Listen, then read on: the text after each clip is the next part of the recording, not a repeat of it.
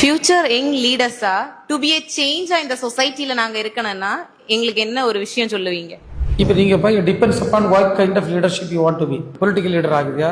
ஆமா. Yes sir, political leadership first step one is awareness. உங்களுக்கு ஒரு விழிப்புணர்வு இருக்கணும். நீங்க எப்படிப்பட்ட சொசைட்டில வாழ்ந்துட்டு இருக்குது, இந்த சொசைட்டில இன்னும் என்னென்ன பிரச்சனைகள் இருக்கு, இந்த சொசைட்டில நான் கான்ட்ரிபியூட் பண்ணா இந்த சொசைட்டி நல்லா ஆகும். இதை பற்றி ஒரு டீப் அண்டர்ஸ்டாண்டிங். இந்த அண்டர்ஸ்டாண்டிங் இருந்தா மட்டும்தான் நம்ம அடுத்த ஸ்டெப் வைக்க முடியும். இப்ப அன்பார்ச்சுனேட்லி நான் இப்ப ஒரு சிம்பிள் கொஸ்டின் அந்த தம்பி எழுப்பி விட்டு, தம்பி இந்த பிரியாம்பிள் ஆஃப் த கான்ஸ்டிடியூஷன் சொல்ல முடியுமா? நம்முடைய அரசமைப்பு சட்டத்தினுடைய முகவுரை சொல்ல முடியுமா? அரசமைப்பு சட்டம் என்னன்னு தெரியுமா? சரி, உட்காரு. இங்க பாருங்களே, இதுதான் பிரச்சனை. நம்ம வாழக்கூடிய நாடு it's a sovereign state. sovereign stateனா ஒரு நாடு எந்த நாட்டையும் சாராமல் தன்னுடைய நாட்டுக்கென சட்ட திட்டங்களை வகுத்து வாழக்கூடிய நாட்டுக்கு பேரு சாவரின் ஸ்டேட். அப்போ இந்த சாவரின் ஸ்டேட்ல இருக்கக்கூடிய சட்டம் என்னன்னா இந்தியன் கான்ஸ்டிடியூஷன், இந்திய அரசமைப்பு சட்டம். இந்த அரசமைப்பு சட்டம் ஒரு டிகிரி படிக்கக்கூடிய படிச்சு முடிச்ச, எம்ஃபில் முடிச்ச, டாக்டரல் டிகிரி முடிச்சவங்களுக்கு இந்தியால தெரியல. இதை நான் யாரை குறை சொல்லன்னு எனக்கு தெரியாது. ஒரு கான்ஸ்டிடியூஷன் சொல்லுது இது ஒரு டெமோக்ரஸி, இது ஒரு சோசியலிஸ்ட் சொசைட்டி, இது ஒரு செக்குலர் கண்ட்ரி. இன்னைக்கு பிரைம் மினிஸ்டருக்கும் ஒரு ஓட்டு, எனக்கும் ஒரு ஓட்டு, இங்க இருக்கக்கூடிய உங்க எல்லாருக்கும் ஒரு ஓட்டு. நான் மினிஸ்டர் ஒரு ஓட்டு கூட போட முடியாது, அவர் பிரைம் மினிஸ்டர் ஒரு ஓட்டு கூட போட முடியாது. சோ எல்லாரும் ஈக்குவல். இந்த டெமோக்ரஸி ரொம்ப ரொம்ப முக்கியம்.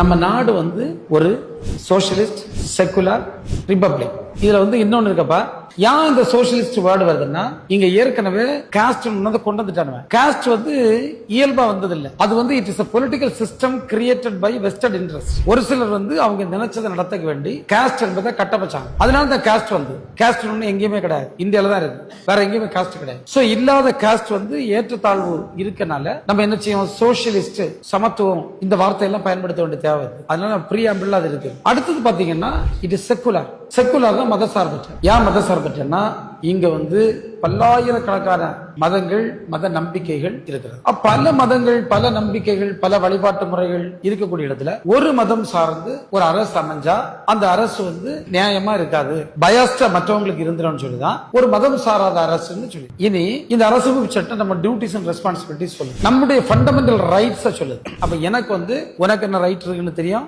உனக்கு எனக்கு என்ன ரைட் இருக்குன்னு தெரியும். இப்ப பாத்தீங்கன்னா காஸ்ட் வச்சு நிறைய discrimination. It is against the fundamental rights. ரிலிஜனை வச்சு பல பிரச்சனை. It is against fundamental right, அடிப்படை உரிமைக்கு எதிராக. சோ ஒரு குறைந்தபட்ச பிரியாம்பிள் ஆஃப் த கான்ஸ்டிடியூஷன், குறைந்தபட்ச நம்முடைய ஃபண்டமெண்டல் டியூட்டிஸ், குறைந்தபட்ச நம்முடைய ரைட்ஸ் தெரியலன்னா நம்ம நல்ல சிட்டிசனா இருக்கும். நீங்க இதெல்லாம் தெரிஞ்சு இருந்தா மட்டும்தான் நம்ம சொசைட்டிக்கு நேரா கான்ட்ரிபியூட் பண்ண முடியும். இன்னைக்கு நீங்க லீடர்ஸே நீங்க பாருங்க, நிறைய லீடர்ஸ் ஹேட் ஸ்பீச், வெறுப்பு பிரச்சாரத்தை தான் பண்ணிட்டு இருப்பாங்க. இந்த நாட்டில் இருக்கக்கூடிய சைல்டு மேரேஜ், இன்னைக்கும் சைல்டு மேரேஜ் ரொம்ப பிரிவலண்டா இருக்கு. 10 வயசு 11 வயசு பிள்ளைய கல்யாணம் பண்ணி கொடுத்துறாங்க. அது 12 வயசுல ஒரு குழந்தையோட தாயா வந்துருது. இவ்வளவு போல இருக்கும். இன்னைக்கு விடோஸுக்கு எந்த வாய்ப்பும் இல்லாத இடங்கள் இருக்கு. இன்னைக்கு காஸ்ட வச்சு நீ உள்ள வரக்கூடாது, வெளியே நில்லுன்னு சொல்லக்கூடியதும் அவ்வளவு இருக்கு. அப்போ இதை நம்ம புரிஞ்சுக்கிடாம, இந்த பிரச்சனைகளுக்கு தீர்வு பண்ணாம, நான் சுவாசிக்கின்ற காற்று கெட்டு போச்சு, நான் குடிக்க தண்ணி கெட்டு போச்சு, நான் உண்ணுகின்ற உணவு கெட்டு போச்சு, இதை பற்றி எல்லாம் பேசாம, அன்எம்ப்ளாய்மெண்ட் பற்றி பேசாம நம்ம இதை பற்றி பேசிட்டு இருக்கோம். நிறைய லீடர்ஸ் பேச ஒன்லி காஸ்ட் அண்ட்